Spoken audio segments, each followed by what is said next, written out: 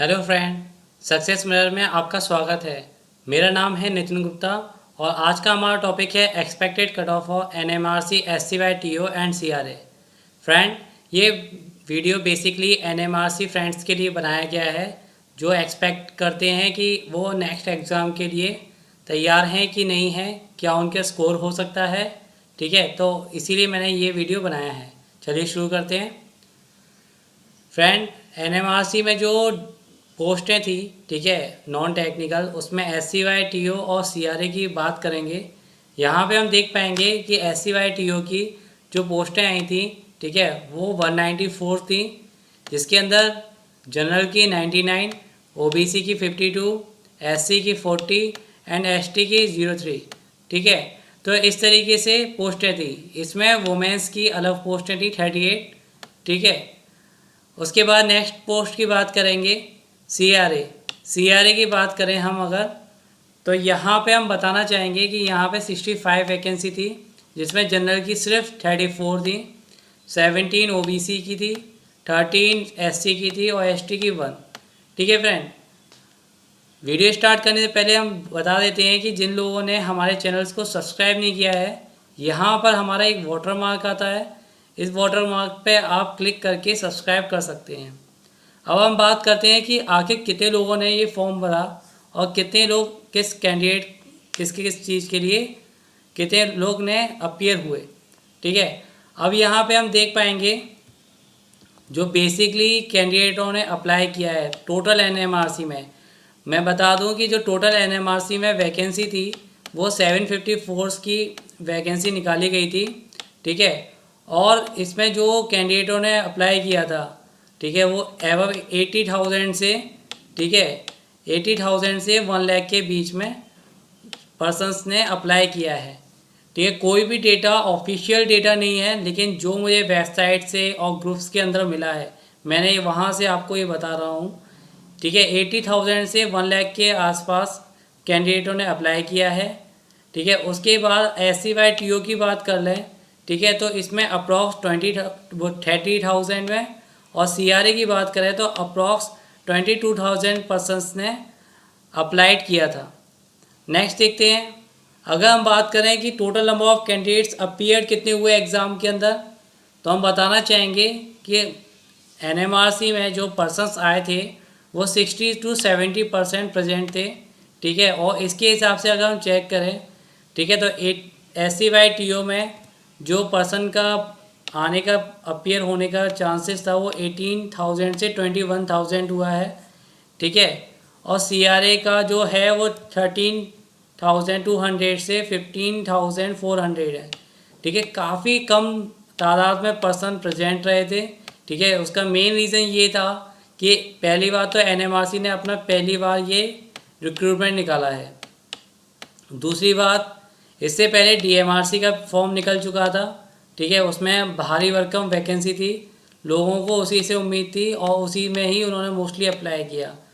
तीसरी बात, एनएमआरसी में जो वैकेंसी का रेट रहा वो काफ़ी कम रहा। ठीक है, 194 एससीवाई टीओ में और जो लगभग 99 के आसपास सीआरए में रहा। तो इस चीज़ को देखते हुए भी पर्सनस ने कम अप्लाई किया, और उस टाइम पे कुछ लोग बैंकिंग सेक्टर में जो तैयारी कर रहे थे तो अपने एग्ज़ाम में बिजी रहे। तो ये कुछ रीजंस हैं जिसकी वजह से केवल इतने ही पर्सनस ने अप्लाई करा है और अपीयर हुए हैं।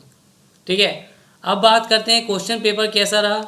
अगर हम बात करें एससीवाई टीओ के एग्ज़ाम पैटर्न की, तो वहाँ पर हम देख पाएंगे कि बेसिकली वहाँ पे 2 पेपर हुए थे।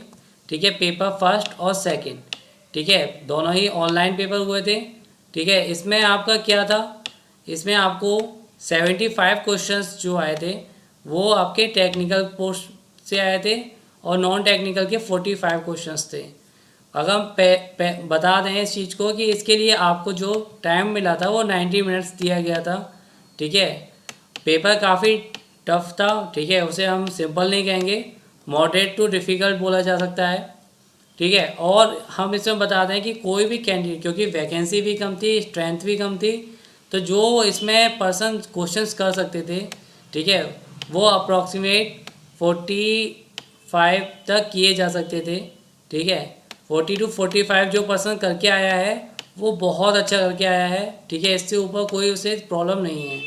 अब हम बात करें नॉन टेक्निकल की, ठीक है, रीजनिंग का पार्ट आता है, सम थोड़ा मैथ्स का सिंपल क्वांटिटेटिव का पार्ट आता है, क्वांटिटेटिव का। तो ये चीज़ें थी, तो इस वजह से जो 45 क्वेश्चंस थे उसमें से जो क्वेश्चंस किए जा सकते थे वो 35 क्वेश्चंस किए जा सकते थे, ठीक है। इस वजह से क्या है कि पेपर जो आपकी कट ऑफ आपकी जो बन पा रही है, जो भी आपने देख लिया होगा क्योंकि उसका तो ऑनलाइन हुआ था, आपके पास उसकी शीट भी आ गई, आंसर शीट, ठीक है। तो इस तरीके से आपके जिसके इतने क्वेश्चंस किए हैं वो बहुत इजीली सेफ है, ठीक है, उसे कोई दिक्कत नहीं है। अब बात करते हैं पेपर सेकंड की। पेपर सेकंड में 60 क्वेश्चंस थे, टाइम जो पीरियड दिया गया था वो 45 मिनट्स का था। पेपर बड़ा ट्रिकी था, टफ था, डीएमआरसी से बिल्कुल ही अलग था।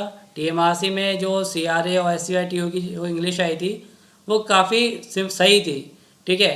लेकिन यहाँ पे हम बात करें तो 45 मिनट्स का जो टाइम दिया गया था उसके अंदर जो पर्सन यहाँ पे 30 to 35 करके आया होगा, ठीक है, क्योंकि क्वेश्चन इसमें और भी कम हुआ है, लेकिन वैकेंसी के हिसाब से अगर हम बात करें तो जो पर्सन 30 to 35 क्वेश्चंस करके आया है, ठीक है, वो बहुत सेफ है, उसे कोई दिक्कत नहीं, वो आंख बंद करके साइको की तैयारी करना शुरू कर सकता है, ठीक है। अब हम बता दें आपको कि जो इसमें मार्क्स का कैलकुलेशन होता है वो कैसे होता है। आपके जो टोटल मार्क्स कैलकुलेट किए जाते हैं, ठीक है, उसमें 75 मार्क्स जो होते हैं वो पेपर फर्स्ट और सेकंड के मिला के होते हैं, ठीक है।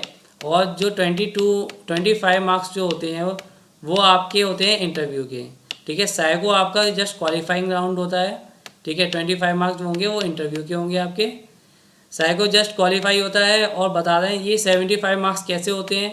पेपर फर्स्ट के जो मार्क्स होते हैं, ठीक है, जो पेपर फर्स्ट के जो आपके मार्क्स होंगे 120 का पेपर होता है तो उसको आप हाफ कर दीजिए, ठीक है।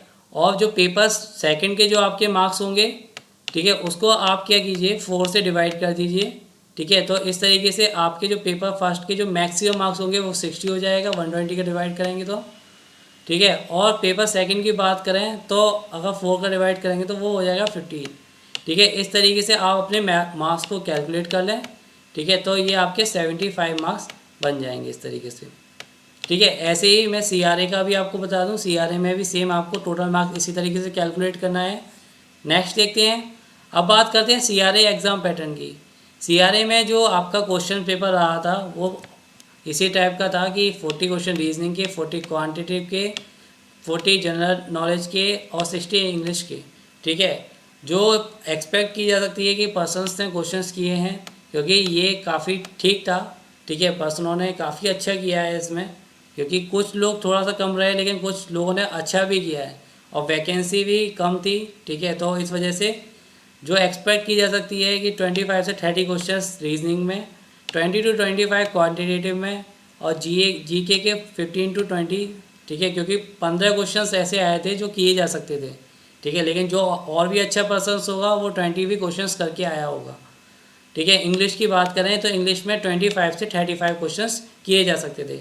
यहाँ भी आपको तीनों इस पेपर फर्स्ट के लिए 90 मिनट्स दिए गए थे और जो इंग्लिश का था वो आपको इंग्लिश का था उसमें आपको यहाँ पे 60 नहीं 45 मिनट्स दिए गए थे, ठीक है। तो ये आपका टाइम था, आपने इसको किया भी होगा बहुत अच्छी तरह से, ठीक है। थोड़ा पेपर टफ रहा लेकिन वैकेंसी के हिसाब से आप इतना तो अचीव किया जा सकता था और किया भी होगा पर्सन्स ने।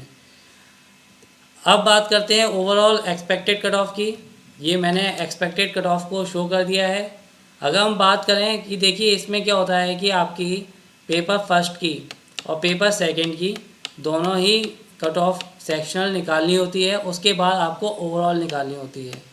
देखिए मैं आपको बता देना चाहता हूँ कि मोस्टली हम काउंट करते हैं पेपर फर्स्ट की। पेपर सेकंड क्योंकि इंग्लिश का होता है, अगर कोई पर्सन उसमें 40 to 50% मार्क्स लेके आ रहा है तो वो वेल इनफ है उसकी कट ऑफ निकालने के लिए।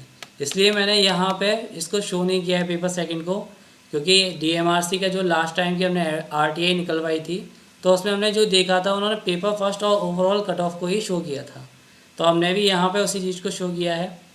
जनरल की बात करें एससीईआरटीओ के लिए, तो 32 क्वेश्चन मतलब कि मार्क्स 45 में से, सॉरी 60 में से, ठीक है। और ओबीसी की बात करें तो 28 से 32 मार्क्स आउट ऑफ 60, एससी की बात करें तो 26 to 28, और एसटी की बात करें तो 22 से 26। इतने मार्क्स जिस पर्सन्स के हैं वो बहुत सेफ़ है, उसे कोई दिक्कत नहीं, वो अपनी आगे की तैयारी कर सकता है। बात करें इसको, अगर ओवरऑल की बात की जाए तो ओवरऑल में आप देखेंगे कि आपके अगर इन मार्क्स के बीच में मार्क्स हैं, ठीक है, तो आप सेफ़ हैं, आपको कोई प्रॉब्लम नहीं।